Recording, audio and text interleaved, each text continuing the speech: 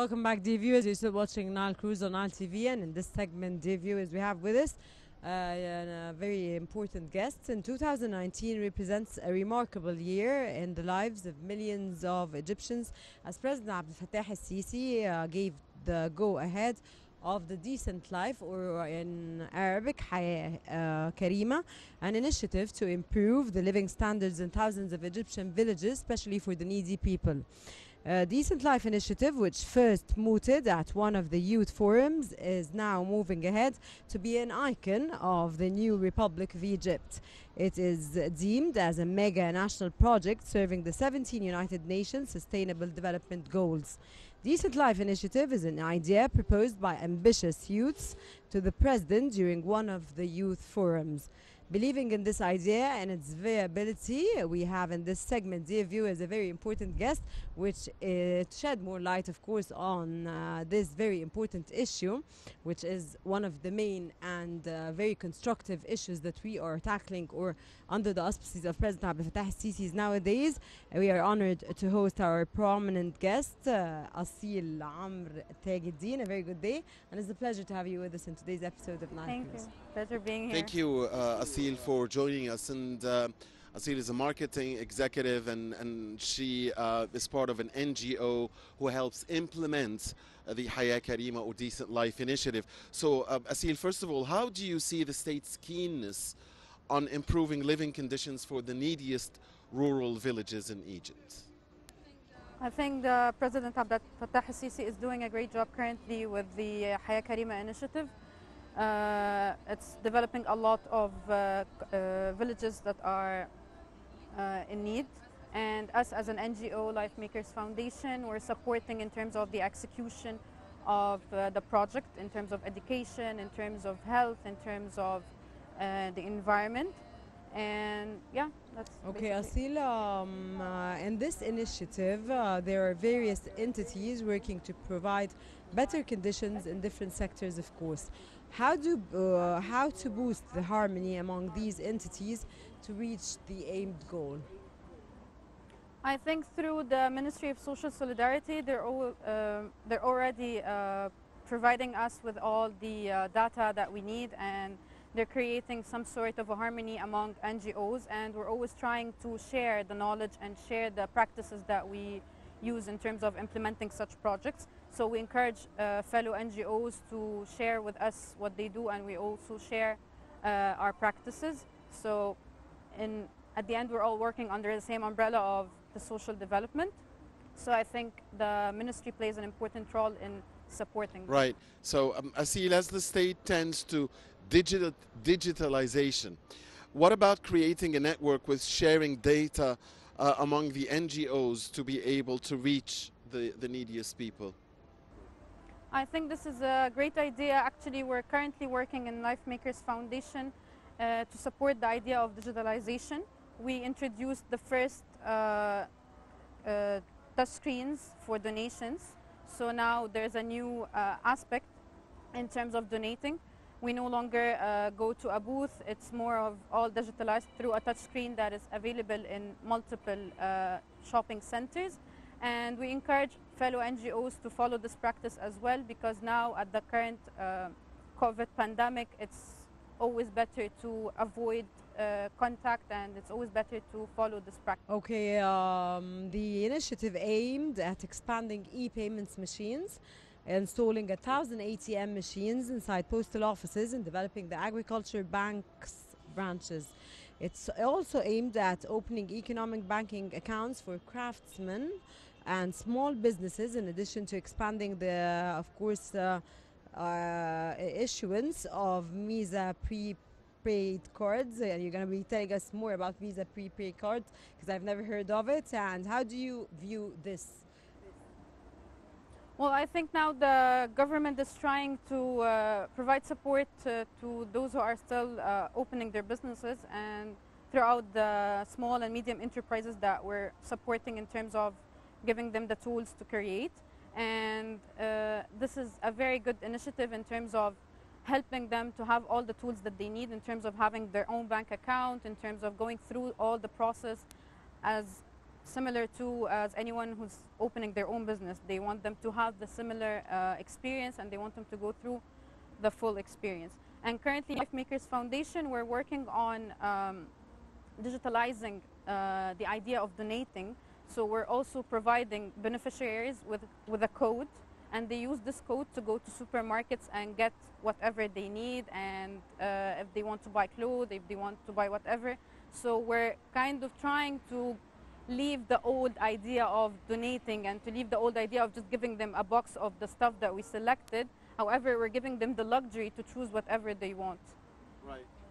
Muhammad, Yes, what about Ron. Misa prepaid cards? What's Misa prepaid cards, it's a card that they use to cash out their money. It's some sort of a bank account, but less simpler than the idea of a bank account, because you know, to open a bank account you need to have certain Paperwork. yes, exactly, paperwork. So this makes the process more easier for them to do. Right. Asil, would you tell us more about the what you think about the role of youth in general in the Decent Life initiative? Sure. As an NGO, our work is based on volunteers. So all the work that is done is implemented by our volunteers, and their age ranges from 16 to up to 25 or whatever. And almost around 650 volunteers participated in the initiative of Haya Karima and implementing it in the Sohag and Ina and all the villages. Yes. Asil, the initiative first stage aimed at injecting 1.4 million Egyptian billion for funding micro, small, and medium-sized enterprises. How far micro, small, and medium-sized enterprises boost the economy from your own perspective? Well, we believe that nowadays we're trying to shift the idea from charity to more of social development. So we're not trying to provide them with food and clothes, but we're more trying to give them a source of income. So I think this is helping a lot in terms of reducing the unemployment rates and reducing the poverty rates. And that's why it's very important that we focus on this. Yes. Asil, there is a proverb that says, give a man a fish and you feed him for a day, but teach him how to fish, or teach a man to fish and you feed him for a lifetime. So could you tell us examples of what you do in your NGO in coordination, of course, with the Decent Life presidential initiative in order to teach youth to fish? Sure. So the idea here, it's the difference between the charity and the social development. As I said earlier, charity mainly works on the current relief. However, social development is working on a long-term relief, which is providing them with the tools that they need to have their own source of income and to be able to provide to their families. So here at Life Makers, what we do is we have several projects that we help those who are in need to fulfill their needs. We have a tricycle project. We provide them with a tricycle and they can use it for selling the products that they choose. We provide women who are widows or recently divorced with projects such as sewing machines, and we give them trainings to how to use those sewing machines in terms of to have their own source of income. And we provide other, even for handicaps, we provide other solutions that is convenient with their state and with their current needs to be able to provide for themselves. And I think this is very important because we're trying to minimize the culture of the dependency. We're trying to give them a way to be able to support themselves without having to wait every month for financial support or some sort of a support. What are the goals achieved from the initiative till the moment, and what the initiative is aiming in the future or in its next stage? I think the main goals are the initiative is working towards achieving the SDG vision of Egypt 2030. So decreasing poverty, decreasing the unemployment rate, providing sanitary water source for those who are in less privileged villages. And I think now the first phase was a huge success because through this initiative we managed to help a lot of those who are less fortunate, and also working at the schools, developing the schools and developing nurseries even, and providing them with access to health care, which was very important during the COVID pandemic. So it's important to shed the light on the role of the Haya Karima initiative during the COVID because it helped a lot in terms of providing health care for those who are in need and providing them with job opportunities and giving them trainings in terms of to help them maintain their jobs in this pandemic. Right. Asil, how can ordinary citizens who want to have a share in the initiative participate? Well, of course, the usual thing people would say is to donate, but I would say also it's very important to volunteer because our work as an NGO, we depend mainly on our volunteers, and it's very important to spread the awareness among the youth about how important it is to volunteer and to be an effective part of the society. Because nowadays the youth are the future, so we need to spread the word and we need to educate them more about how important to start volunteering at a young age. So this is mainly how people can help: volunteer, spread the word, be a part, be an effective part of the society, help pushing this initiative and supporting in every possible way with the know-how. With Asil, how is it possible to introduce this initiative to the volunteers that you are pointing out to now, that you want them to be included in this initiative, to help and to be supportive to this initiative and to spread the word and to do all this? How is it possible to reach to these volunteers? We are, of course, a media channel that are trying to introduce this now, but the other means of introducing this to volunteers, to get them here to help us in the Decent Life initiative. Definitely through social media, we've been trying at Life Makers to introduce the idea and to spread the word about the initiatives, as well as I believe that in the schools it's important at a young age to start talking about these initiatives by the government, because it's very important to get the young to think about how important it is to be an effective member of the society. So at a young age, at high school or even before that, they should be introduced to the idea, and it's important to have them contribute and volunteer as well. And we're currently thinking of working hand in hand with schools and introducing this idea to have them at a young age volunteer with us, even in their summer break, in their winter break. That will in return help them in their future to know what they want to work in, and it will help them set them in. Did you introduce it to schools already, or you're still on the way to introduce it to school, or is there any school that already merged and started working on Decent Life initiative? We currently have the award of Duke of Edinburgh, and this award is working on this with the schools, but we're trying to expand the work as well. So we're trying to reach out to schools to get them to have their students volunteer with us. So we spread the idea at a young age, because most of the volunteers are at university, because when you're in university, you're more open to the idea of volunteering and the social activities and these kind of things. But I believe it's more important to as well address this issue at a younger age at schools and way before that. Right. Asil, can you tell us, give us examples of how you help, again, youth, women, even the elderly at some stage to develop their potential, because certainly developing the potential helps in creating, in reaching the goal that we all want to reach, the SDG you mentioned, the Sustainable Development Goals, the 2030 vision. So can you give us examples of what you do? Sure. We at Life Makers, we have multiple of projects that are categorized according to the sector.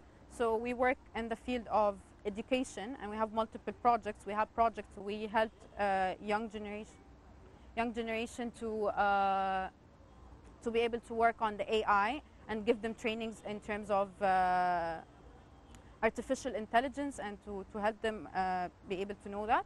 And we have multiple projects as well in terms of giving them trainings in order to be able to find a job, because a lot of people who are coming back from abroad, we're trying to reallocate them in terms of giving them the ability to know where to work and giving them the possible the needed resources to work on that. Okay, how far understanding regional and global resources will be effective to secure sustainable development? I think it's important that we have a lot of resources, and I think it's crucial that we allocate our resources right. So the main resources are the youth. I believe that if we invest correctly in the youth in terms of giving them the required trainings and in terms of educating them about the importance of working in social development and being an effective member of the society, will help us later on to earn the fruits of these investments that we put in the youth. Asil, عمرو تاج الدين. Mohammed, Yes, Rana. did you ask Asil before we end, because Decent Life Initiative is one of the most important Please initiatives go ahead. that we are really discussing nowadays in this country. Go ahead. And President Fattah el-Sisi is really into it, and he is looking upon it and giving his directives very well. And it's the main important issue nowadays, because we want to reach the needy people which are in rural areas away from Cairo, of course. How far development human potential essentially creates a path towards the sustainable well-being of people? Again, as I mentioned earlier, through this initiative by President Abdel Fattah el-Sisi, we've managed to help a lot of people in the rural areas to have access to healthcare, to have access to education, to have access to all the resources that they need. And we provided them with the tools that they need to start their own businesses and to start to have something as a source of income. So this, of course, in return helps a lot in terms of allocating our resources and boosting our economy in terms of decreasing the dependency of these people who are in rural areas that need to be provided for.